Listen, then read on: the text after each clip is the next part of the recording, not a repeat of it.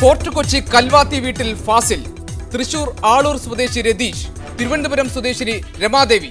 കേരള പോലീസിനും ആഭ്യന്തരമന്ത്രിക്കും അറിയുമോ ഈ 3 പേരെ? സ്പെഷ്യൽ എഡിഷൻ തുടങ്ങുന്നു. ആദ്യം പ്രധാന വാർത്തകൾ. മധ്യപ്രദേശിലെ രത്തൻഗഡ് ക്ഷേത്രത്തിൽ തിക്കിലും തിരക്കിലും പെട്ട് 64 പേർ മരിച്ചു. 100-ലേറെ പേർക്ക് പരിക്ക്. അപകടത്തിൽപ്പെട്ടത് ദുർഗാ പൂജയ്ക്കെത്തിയവർ. ഫൈലിൻ ഭീതി അകലുന്നു. കാറ്റിന്റെ ശക്തി കുറഞ്ഞു വരുന്നതായി കാലാവസ്ഥാ നിരീക്ഷണ കേന്ദ്രം. ഫൈലിൻ മൂലം മരണം റിപ്പോർട്ട് ചെയ്തിട്ടില്ലെന്നും കാലാവസ്ഥാ നിരീക്ഷണ കേന്ദ്രം. ബീഹാറിൽ പ്രളയ മുന്നറിയിപ്പ്. കേരളത്തിലും ജാഗ്രതാ നിർദ്ദേശം. പലിശ മുടങ്ങിയതിന് തിരുവനന്തപുരത്തെ ബ്ലേഡ് മാഫിയ വീട് ഇടിച്ചു നിരത്തി. പോലീസ് കേസെടുക്കാൻ തയ്യാറായത് 1 ദിവസത്തിന് ശേഷം. തൃശൂരിൽ പണമിടപാട് സ്ഥാപനത്തിന് വേണ്ടി യുവാവിനെ പോലീസ് മർദ്ദിച്ചുവെന്ന പരാതി. നരേന്ദ്രമോദിയെ പിന്തുണച്ച് കാന്തപുരം AP അബൂബക്കർ മുസ്ലിയാർ. റോഡ് നന്നാക്കുന്നവരെയും കൃഷി നടത്തുന്നവരെയും അംഗീകരിക്കും. അതിലുൾപ്പെടുമെങ്കിൽ മോദിയെയും അംഗീകരിക്കുമെന്ന് കാന്തപുരം. മോദിയുടെ സാമ്പത്തിക സഹായത്തിനുള്ള നന്ദി പ്രകടനമെന്ന് സമസ്ത EK വിഭാഗം.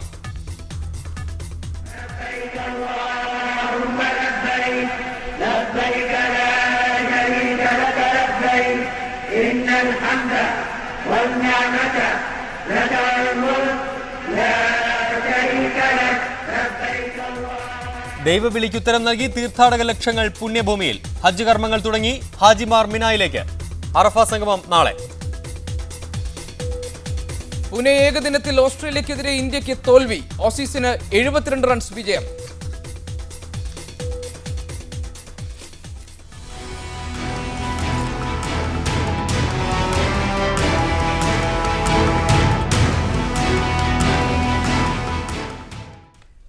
പലിശ മുടങ്ങിയതിന്റെ പേരിൽ ബ്ലേഡ് മാഫിയ വീട് ഇടിച്ചു നിരത്തി. 3 മാസമായി പലിശ മുടങ്ങിയെന്നാരോപിച്ചാണ് 20ഓളം വരുന്ന സംഘം തിരുവനന്തപുരം പേയാട് വീട് ആക്രമിച്ച് ഇടിച്ചു നിരത്തിയത്.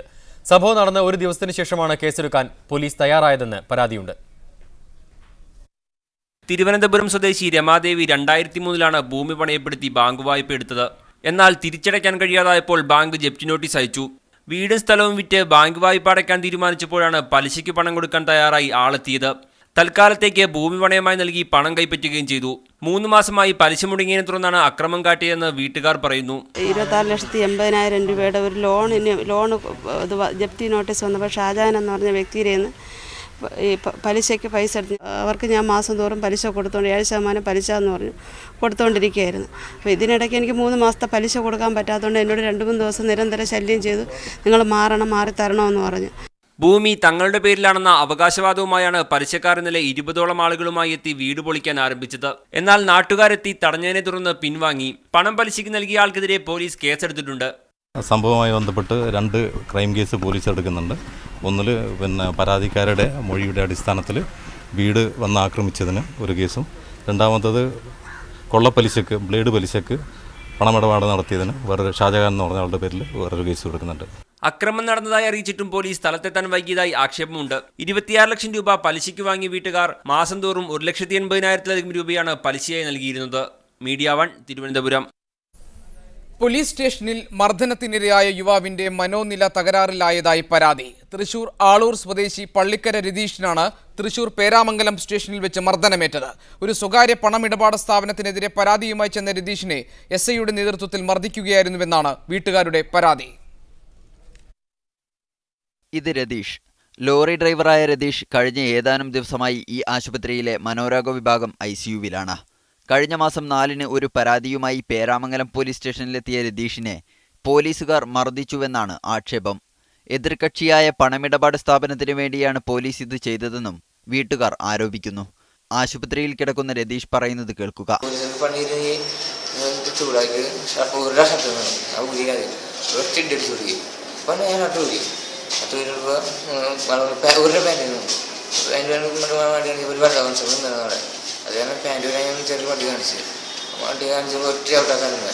നടന്ന സംഭവങ്ങൾ പൂർണ്ണമായും രതീഷിനിപ്പോൾ ഓർമ്മയില്ല. ഇടയ്ക്കിടെ മാനസിക വിഭ്രാന്തിയും പ്രകടിപ്പിക്കുന്നുണ്ട്. പോലീസ് സ്റ്റേഷനിൽ വെച്ച് മർദ്ദനമേറ്റ വിവരം രതീഷ് വീട്ടിൽ പറഞ്ഞിരുന്നില്ല. പിന്നീട് മാനസിക സമ്മർദ്ദം താങ്ങാനാവാതെ ആശുപത്രിയിലെത്തിയപ്പോഴാണ് വീട്ടുകാർ വിവരമറിയുന്നത്. പുത്തൂർ സ്വദേശിയും രതീഷിന്റെ സുഹൃത്തുമായ ശരത് ബാബുവിന്റെ ക്വാളിസ് കാർ വിൽക്കുന്നതുമായി ബന്ധപ്പെട്ട പരാതിയുമായാണ് രതീഷ് പോലീസ് സ്റ്റേഷനിലെത്തിയത്. പേരാമംഗലം പോലീസ് സ്റ്റേഷനിലെ SI ശെൽവരാജനും CPO സുഗതനുമെതിരെ മുഖ്യമന്ത്രിക്കും കമ്മീഷണർക്കും രതീഷിന്റെ വീട്ടുകാർ പരാതി നൽകിയിട്ടുണ്ട്. എന്നാൽ രതീഷ് നേരത്തെ മാനസികാസ്വാസ്ഥ്യമുള്ളയാളാണെന്നും പോലീസ് ഇയാളെ മർദ്ദിച്ചിട്ടില്ലെന്നുമാണ് പേരാമംഗലം SIയുടെ വിശദീകരണം. മീഡിയ 1 തൃശൂർ. യുവാവിനെ ക്രൂരമായി മർദ്ദിച്ച പോലീസ് ഉദ്യോഗസ്ഥർക്കെതിരെ നടപടി സ്വീകരിക്കണമെന്നാവശ്യപ്പെട്ട് പ്രക്ഷോഭത്തിനൊരുങ്ങുകയാണ് എറണാകുളം ഫോർട്ട് കൊച്ചി സ്വദേശികൾ. മോഷണക്കുറ്റം ആരോപിച്ച് കഴിഞ്ഞ ബുധനാഴ്ചയാണ് ഫോർട്ട് കൊച്ചി കൽവാത്തി വീട്ടിൽ ഫാസിലിനെ പോലീസ് പിടിച്ചുകൊണ്ടുപോയത്. കൊച്ചിയിലെ സ്വകാര്യ ആശുപത്രിയിൽ തീവ്രപരിചരണ വിഭാഗത്തിൽ ചികിത്സയിലാണ് ഫാസിൽ ഇപ്പോൾ. പോലീസിന് ഇപ്പോൾ മൂന്നാം മുറകളില്ലെന്ന് പോലീസ് ഉദ്യോഗസ്ഥരും ഭരണ നേതൃത്വവും അവകാശപ്പെടുമ്പോഴും പോലീസിന്റെ കൂടുതൽ കിരാത നടപടികളാണ് പുറത്തു വന്നുകൊണ്ടിരിക്കുന്നത്. മർദ്ദനത്തിന് ശേഷം മൂത്രം കുടിപ്പിക്കാൻ പോലീസ് ശ്രമിച്ചപ്പോൾ ഫാസിൽ സ്റ്റേഷന്റെ 2 നില കെട്ടിടത്തിന്റെ മുകളിൽ നിന്ന് താഴേക്ക് ചാടുകയായിരുന്നുവെന്ന് ബന്ധുക്കൾ പറയുന്നു. 5 മണിയാകുമ്പോൾ വിടുമെന്ന് പറഞ്ഞ സ്ഥിതിക്ക് പിന്നെ അവൻ്റെ കൂട്ടുകാരൻ അവിടെ ഇരുന്നവനാണ് ഇങ്ങനെ ഇവനെ ദ്രോഹിച്ച് ഇവനെ മുളകൊക്കെ അടിക്കെല്ലാം ചെയ്തപ്പോൾ അവനെടുത്ത് ചാടിയത്. അവനൊരു ആള് കൊണ്ടുവന്നിട്ട് വേണം നമ്മളീ കുടുംബം കഴിയാൻ. അവനാണ് വീട്ടിലെ എല്ലാ കാര്യവും നോക്കണതും ചെയ്യണതും. പെയിന്റിംഗ് തൊഴിലാളിയായ ഫാസിൽ സുഹൃത്തിൽ നിന്ന് വാങ്ങിയ മൊബൈൽ മോഷണ മുതലാണെന്നാണ് പോലീസ് പറയുന്നത്. എന്നാൽ 1000 രൂപ നൽകി വാങ്ങിയതാണെന്ന് പറഞ്ഞിട്ടും പോലീസ് മർദ്ദിക്കുകയായിരുന്നുവെന്നും തങ്ങളെ ഫാസിലിനെ കാണാൻ പോലും സമ്മതിച്ചില്ലെന്നും നാട്ടുകാർ പറഞ്ഞു. CEO ഒന്ന് ചോദിച്ചാൽ തീരുന്ന കേസാണെന്ന് പറഞ്ഞിട്ട് എന്നെ പറഞ്ഞു വിട്ടണം അവർ. അപ്പോൾ ഞാൻ സാറേ എന്താ അപ്പം എന്നെ കൊണ്ട് അവിടെ നിൽക്കണ അതിൻ്റെ ഉള്ളിൽ കിടക്കുന്ന കഞ്ചാവ് പ്രതികളുണ്ടായി. അതിൻ്റെ ഉള്ളിൽ കിടക്കുന്ന ആൾക്ക് എന്നെ കൊണ്ട് വെള്ളം വാങ്ങിപ്പിച്ച് അവർക്ക് നാസ്ത വാങ്ങിപ്പിച്ച് കൊടുത്ത് ഈ ഇരിക്കുന്ന പോലീസിലേക്ക് വെള്ളം വാങ്ങിക്കൊടുത്ത്. അപ്പോൾ പോലീസ് ഞാൻ ചോദിച്ചു സാറേ വലിയ കുഴപ്പമില്ല, ഒരു കുഴപ്പമില്ല, അതൊന്ന് ചോദിച്ചിട്ടൊന്ന് വിടുമെന്ന് പറഞ്ഞു. പിന്നെ കേൾക്കണം 5 മണിക്ക് ചാടിയെന്നാണ്. ഇപ്പോൾ തന്നെ ചികിത്സയ്ക്കായി 2 ലക്ഷത്തിലധികം രൂപയായിട്ടുണ്ട്. എങ്ങനെ ആശുപത്രി ബില്ലടയ്ക്കുമെന്ന് പോലും ഈ നിർധന കുടുംബത്തിനറിയില്ല. ക്യാമറാമാൻ PP സലീമിനൊപ്പം ജയേഷ് രാഘവൻ, മീഡിയ 1 കൊച്ചി.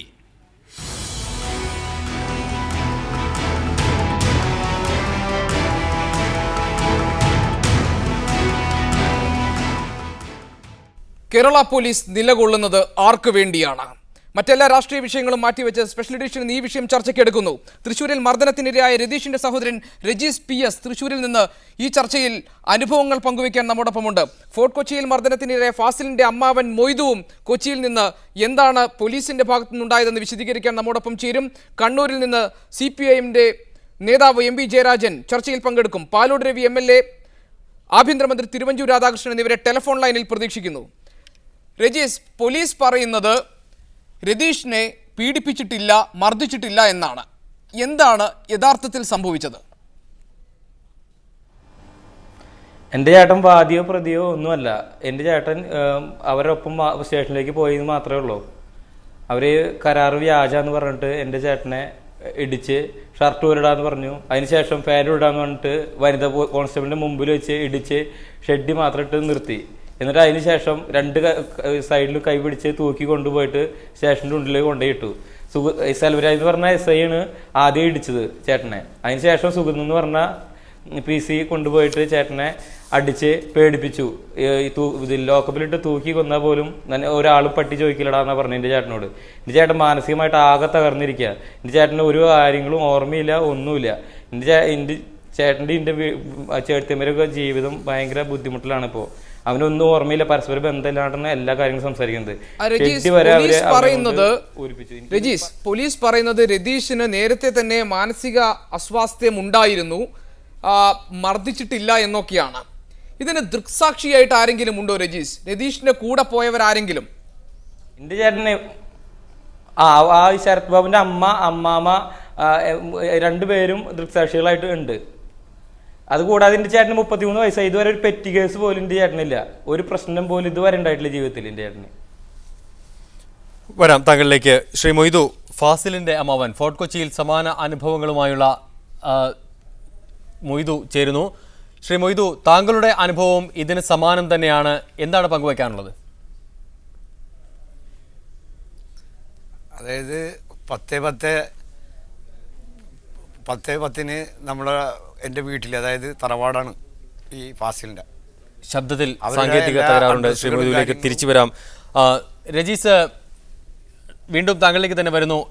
എന്താണ് ഒരു പലിശ മാഫിയയ്ക്ക് വേണ്ടി അല്ലെങ്കിൽ പലിശയ്ക്ക് പണം നൽകിയ ഒരു ബ്ലേഡ് സംഘത്തിന് വേണ്ടി പോലീസ് പ്രവർത്തിച്ചു എന്ന രീതിയിലുള്ള ഒരു ആരോപണവും നിലനിൽക്കുന്നുണ്ട്? തീർച്ചയായും എന്താ വെച്ച് കഴിഞ്ഞാൽ അങ്ങനെ ഈ കുറച്ച് കാശിന് വേണ്ടിയിട്ട് ഒരാളുടെ ജീവിതം തന്നെ നശിപ്പിക്കുന്ന കാര്യങ്ങളാണ് പോലീസുകാർ ചെയ്തത്. അല്ലാതെ അവർക്ക് ഇങ്ങനെ ഒരു കാര്യം ചെയ്യേണ്ട ആവശ്യമില്ല. എൻ്റെ ചേട്ടൻ വേറെ ഒരു തെറ്റും ചെയ്തിട്ടില്ല ഇതുവരെ അന്ന്. എന്നിട്ട് ഇവർ അങ്ങനെ ചെയ്യേണ്ട ആവശ്യമില്ല. ആ കമ്പനിക്കാർ പുറത്തുനിന്ന് വന്നിട്ടുണ്ടായിരുന്നു. അവരായിട്ട് സംസാരിച്ച് അവരായിട്ട് കുറച്ച് നേരം സംസാരിച്ച ശേഷം അവരൊക്കെ പോയതിന് ശേഷമാണ് എൻ്റെ ചേട്ടനെ ഒരു ധാരണ പ്രകാരമാണ് അവർ തല്ലിയെന്നാണ് എൻ്റെ വിശ്വാസം. എൻ്റെ ചേട്ടൻ അങ്ങനെയാണ് പറയണത്. എൻ്റെ ചേട്ടൻ അങ്ങനെ ഇടയ്ക്കിടയ്ക്ക് കരഞ്ഞ് വിതുമ്പി കരയുണ്ട്, ഇടയ്ക്കിടയ്ക്ക് പേടിച്ച് വിഷമിച്ചിട്ട്. ഇവരെ എങ്ങനെയൊക്കെ പേടിപ്പിച്ചില്ലെന്ന് എനിക്കറിയില്ല ഇപ്പോഴും. എൻ്റെ ചേട്ടൻ നോർമലായാലും എനിക്ക് എന്തെങ്കിലും കാര്യങ്ങൾ കൂടുതലായിട്ട് അറിയാൻ പറ്റില്ല. ഒരുപാട് തിരിച്ചു വരാം രജീഷ്. ശ്രീ എം വി ജയരാജൻ, ഏതെങ്കിലും ഒരു അടിപിടി കേസിലോ ഏതെങ്കിലും ഒരു പെറ്റി കേസിലോ ഉൾപ്പെട്ട രാഷ്ട്രീയ പ്രവർത്തകൻ ആരെങ്കിലും ഒന്ന് ജയിലിൽ കടന്നാൽ അല്ലെങ്കിൽ പോലീസ് സ്റ്റേഷനിൽ കയറിയാൽ ഒരു 100 നേതാക്കൾ ശുപാർശകളുമായി ഫോൺ വിളികളുമായി എത്തും. അല്ലെങ്കിൽ താങ്കൾ ഉൾപ്പെടെയുള്ളവർ അല്ലെങ്കിൽ താങ്കളുടെ പാർട്ടിയിൽ അല്ലെങ്കിൽ ഏതെങ്കിലും ഒരു രാഷ്ട്രീയ പാർട്ടി ആരോ ആയിക്കൊള്ളട്ടെ അവർ ഉണ്ടാകും അയാളെ സംരക്ഷിക്കാൻ, പുറത്തു കൊണ്ടുവരാൻ, ധർണയായി, സമരമായി, പോലീസ് സ്റ്റേഷൻ പിക്കറ്റിംഗ് ആയി. ഇവിടെ സാധാരണക്കാരായ ആളുകൾക്ക് ഇതുപോലെയുള്ള സംഭവങ്ങൾ ഉണ്ടാകുമ്പോൾ ആര് ചോദിക്കും എന്തുകൊണ്ട് ഇതിവിടെ സംഭവിക്കുന്നു? രാഷ്ട്രീയ പാർട്ടി പ്രവർത്തകന്മാരും സാധാരണക്കാരാണ്. ഇവിടെ നിങ്ങൾ പുറത്തു കൊണ്ടുവന്ന കാര്യങ്ങൾ തീർച്ചയായും കേരളത്തിലെ പോലീസ് ക്രിമിനലുകളായി അധപ്പതിച്ചുകൊണ്ടിരിക്കുന്നതിൻ്റെ ഉദാഹരണമാണ്. പോലീസ് സേനയിൽ മിടുക്കന്മാരായ ഒരുപാട് ഓഫീസർമാരുണ്ട്. എന്നാൽ ചിലർ ക്രിമിനൽ സ്വഭാവമുള്ളവരാണ്. അവരാണ് ഈ കൃത്യങ്ങൾക്ക് നേതൃത്വം കൊടുക്കുന്നത്. പക്ഷേ അവർക്ക് സംരക്ഷണം ആഭ്യന്തര വകുപ്പ് നൽകുകയാണ്. തിരുവനന്തപുരത്തായാലും ഫോർട്ട് കൊച്ചിയിലായാലും തൃശ്ശൂരിൽ പേരമംഗലത്തായാലും ഇപ്പോൾ റിപ്പോർട്ട് ചെയ്യപ്പെട്ടിട്ടുള്ള സംഭവങ്ങൾക്കെല്ലാം പിന്നിൽ പോലീസിൻ്റെ ക്രിമിനൽ സ്വഭാവമാണ് വ്യക്തമാവുന്നത്. ഇവിടെ രാഷ്ട്രീയ പാർട്ടി പ്രവർത്തകന്മാരായ ഞങ്ങൾ ഇത്തരം ചെയ്തികളിയാണ് പോലീസ് സ്റ്റേഷനുകളിൽ പോയി ഉദ്യോഗസ്ഥന്മാരോട് അരുതെന്ന് പറയുന്നത്. യഥാർത്ഥത്തിൽ രാഷ്ട്രീയ പാർട്ടി പ്രവർത്തകന്മാർക്ക് നേരെ മാത്രമല്ല, ഒരു രാഷ്ട്രീയവും ഇല്ലാത്ത ചെറുപ്പക്കാരെയും ക്രൂരമായി പീഡിപ്പിക്കുകയാണ്. കണ്ണൂരിൽ അത്തരം പ്രശ്നങ്ങളിലും ഞങ്ങളെപ്പോലുള്ളവർ ഇടപെട്ടിട്ടുണ്ട്. നിരപരാധികളായിട്ടുള്ള ആളുകളെ പിടിച്ചുകൊണ്ടുപോയി ലോക്കപ്പ് തല്ലുക, 3ാം മുറ പ്രയോഗിക്കുക എന്ന രാഷ്ട്രീയ പാർട്ടി പ്രവർത്തകന്മാർക്ക് നേരെ നടത്തുന്ന ഇത്തരം 3ാം മുറകൾ അത് മാധ്യമങ്ങളും അതുപോലെ തന്നെ രാഷ്ട്രീയ പാർട്ടി പ്രവർത്തകന്മാരും ശക്തമായ രീതിയിൽ വെളിച്ചത്ത് കൊണ്ടുവരാൻ വേണ്ടിയിട്ടുള്ള പരിശ്രമം നടത്തുന്നുണ്ട്. ശ്രീ എം വി ജയരാജൻ, ഏതെങ്കിലും തരത്തിൽ അത് ഒരു ഭരണത്തെ മാത്രം കുറ്റപ്പെടുത്താവുന്നതാണോ? പോലീസ് എല്ലാ കാലത്തും ഇങ്ങനെയൊക്കെ തന്നെ പെരുമാറാറില്ലേ? അത് ഏത് ഭരണം വന്നാലും? ഇല്ല, അങ്ങനെ ഏതെങ്കിലും ഒരു ഭരണം ഉള്ളപ്പോൾ നടക്കുന്ന കാര്യമായിട്ടല്ല ഇന്നിപ്പോൾ തിരുവഞ്ചൂർ ആഭ്യന്തരമന്ത്രി ആയതിനു ശേഷം കേരളത്തിൽ നടക്കുന്നത്. എല്ലാ ഭരണകാലത്തും ഉണ്ടായതുപോലെയല്ല പോലീസിൻ്റെ ഇപ്പോഴത്തെ ചെയ്തികൾ. മലദ്വാരത്തിൽ കമ്പി കയറ്റിയ സംഭവം DYSP സുകുമാരൻ ആ ചെയ്തിക്ക് നേതൃത്വം കൊടുത്തതിന് സമാനമായി കേരളത്തിൽ മറ്റൊരു സംഭവമില്ല. വേണമെങ്കിൽ അമേരിക്കക്കാർ ഇറാഖി തടവുകാരോട് കാണിച്ച ക്രൂരത ഉദാഹരണം പറയാം. ജനനേന്ദ്രിയത്തിൽ ലാത്തി കുത്തിക്കയറ്റാൻ നോക്കിയ പോലീസ് ഉദ്യോഗസ്ഥൻ ഈ കേരളത്തിൽ തിരുവഞ്ചൂരിൻ്റെ ഭരണത്തിന് കീഴിലല്ലാതെ അതിനു മുമ്പ് കോൺഗ്രസിൻ്റെ തന്നെ ഗവൺമെൻറ് അധികാരത്തിൽ ഇരിക്കുമ്പോൾ ചെയ്തിട്ടില്ല. ഗുണ്ടാ നിയമം രാഷ്ട്രീയ പാർട്ടി പ്രവർത്തകന്മാർക്കും ബഹുജന സംഘടനാ നേതാക്കന്മാർക്കെതിരായിട്ട് തുടർച്ചയായി ദുരുപയോഗം ചെയ്തുകൊണ്ട് ജയിലിലടക്കുകയും നാടുകടത്തൽ നോട്ടീസ് നൽകുകയും ഇപ്പോൾ ചെയ്യുന്നതല്ലാതെ ആ ഗുണ്ടാ നിയമം 2007 പാസ്സാക്കിയതിന് ശേഷം ഇടതുപക്ഷം ഒരൊറ്റ കോൺഗ്രസ്സുകാരന് നേരെ സമ്പത്തിന്റെ കസ്റ്റഡി മരണവും ഒക്കെ താങ്കൾക്ക് ഓർമ്മയുണ്ടല്ലോ അല്ലേ Shri M V Jayarajan? Custody മരണം നടന്നത് UDF ഭരണത്തിന് കീഴിലാണ്. ഒരുപാട് ഉദാഹരണങ്ങൾ പറയാൻ കഴിയും അതിൻ്റെ പേരിലുള്ള നടപടികൾ ഉണ്ടായത്. ഇപ്പോൾ എങ്ങനെയാണ് ഫോർട്ട് കൊച്ചിയിലെ സംഭവം? അത് പോലീസിൻ്റെ പീഡനം മൂലം ആത്മഹത്യയിലേക്ക് ആ ചെറുപ്പക്കാരൻ നീങ്ങേണ്ടി വരികയാണ്. Fort Kochi police station Janamaithri police സ്റ്റേഷനാണ്. അവിടെയാണ് ശ്രീ എം വി ജയരാജൻ പോലീസുകാരുടെ